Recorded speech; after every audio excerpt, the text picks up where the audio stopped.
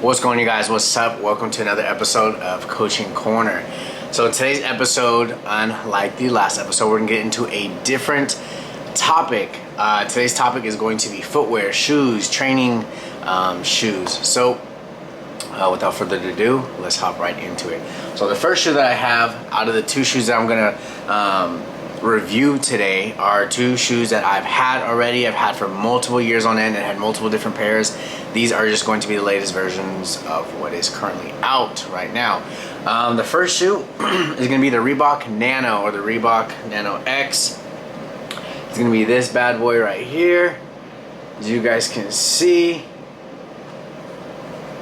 Boom. This is the colorway I went with. Honestly, I just went to Dick's to try on a pair, and this is the colorway that I wanted originally. I was gonna order them, and they had them, and honestly, they were on sale. And so I just picked them up. I think they were like 70 or 80 bucks or something, compared to like 130 or 140 online, I believe is what they're going for right now. Anyways, so the reason why I like this shoe is because it's for people, honestly, who have wider feet. Now, what style of training would you use this for? Honestly, short runs, anything I would say about up to a mile. I mean, I've pushed up to 3 miles in the old pair. I forget what version the old pair I had was, but I got them back in like 2016, and 2014. I got them back in 2014, and I barely just got rid of them. That is how long they last. Literally, the sole was starting to poke through, and there was holes on the bottom. That's how much I really liked the CrossFit shoes. Doesn't mean I like CrossFit. Not necessarily do I like cross training. Yeah, I find it enjoyable from time to time when I switch up my training. But anyways, you guys notice the toe box here is going to be very wide. So if you have wide feet, this is going to be a comfortable shoe for you. Now, sometimes if I'm doing my bodybuilding stuff, I'll just rock them like this, not tied up or whatever, and they're flat enough so you can do squats, deads, really just an all-around shoe, to be honest. And they have, once again, going back to the wide toe box, that's what is really going to be the separating factor outside of just the overall comfort on this shoe compared to anything else that I've ever worn. Excuse me. Now, price wise compared to other things, for a training shoe, 80 bucks, that's not bad. I'm used to paying 130, 140, 150 for a training shoe, and I'm always inside of the gym. As you guys know, I'm a personal trainer too, so comfort, the athletic look, I'm always wearing different styles, different brands of shoes, and these have by far been the most comfortable. Honestly and obviously, as you guys can see, it's not the best looking shoe. Very plain. I mean, it is what it is. This is more comfort for training, more so than anything else for me, and they last a long time. And they upgraded. I honestly don't know all the specs and all that stuff. I'm just reviewing from my point of view what I noticed over the years. Like I said, the last pair I had, I forget what version they were, but I had it from literally 2014 up until like maybe 2 weeks ago is when I got these. Okay, so the next shoe is going to be obviously the Nike Metcon. So let me give you a little rundown right here. This is what they look like. I believe these are the 5s, Metcon 5s. That's what the sole looks like. Boom, boom, bow, bow. Now, first thing you guys are notice, you probably guys are like, damn, those are clean. They're a little bit more well put together, and they are. They look better. They look more sleeker, even on my foot. I'm like, damn, these honestly look a little bit better with the outfit that I'm rocking right now, especially if you're going to the gym or you're a personal trainer and you're trying to have that look about you.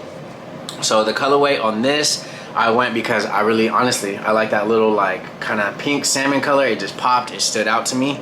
And yeah, so I've had this shoe before too, the Metcon, I think it was the 3.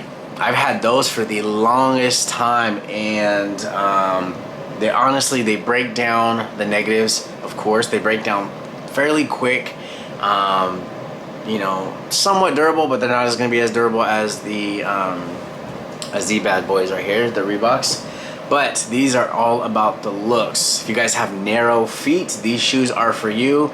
If you don't and you have wide feet like me, then these are not going to be the most comfortable to run in or to be in for a long period of time. You know, an 8-hour day at you know, the gym training clients, my feet are bugging out in these just because they're not comfortable. But you know what I mean, if I got a couple clients or I got a certain, you know, outfit on that's going to be matchy. I want to be like that in the gym. Want to have a little swag when I go to the gym, you know, I'm busting these bad boys out. But once again, not bad. You know, I'm doing my bodybuilding work, squats, deadlifts, all around. These are going to work. They're both going to work. You guys just have to see what works for you, just like anything else, diet, training, whatever it may be.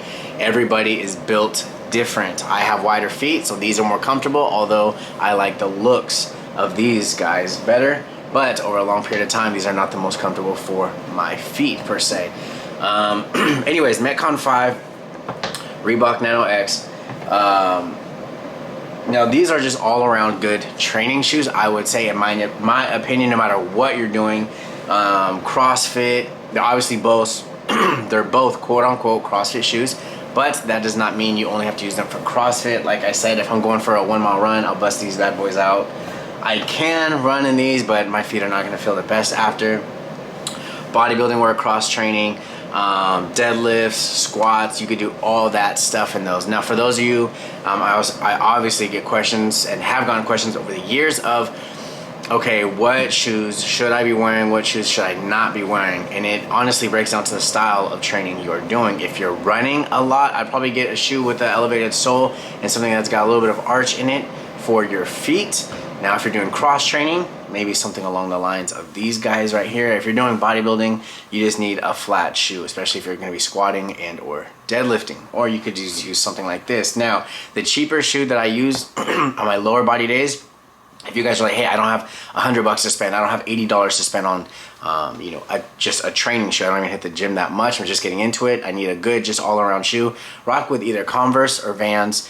You know, I'm sure when you guys go into the store, they'll have a cheap pair that's like maybe 30 or 40 bucks that nobody has gotten yet. So go cop those and that will be perfect for your leg day. Obviously not the most beneficial for running, but I'm talking squats, deadlifts. That's where I see people trying to do squats or deadlifts in running shoes, really thick soles, and that's just not where it's at. Or like the Air Max soles, think about that big bubble, that real thick sole. You don't want to be doing that. So yeah, quick breakdown. If you guys have any questions, leave it in the comments. Please do not forget to comment, like, and subscribe this so we can blast this out to multiple people. And as always, if you guys want me to talk about something next time, just let me know in the comments or DM me on my social media. All right, you guys, peace. Thanks for watching.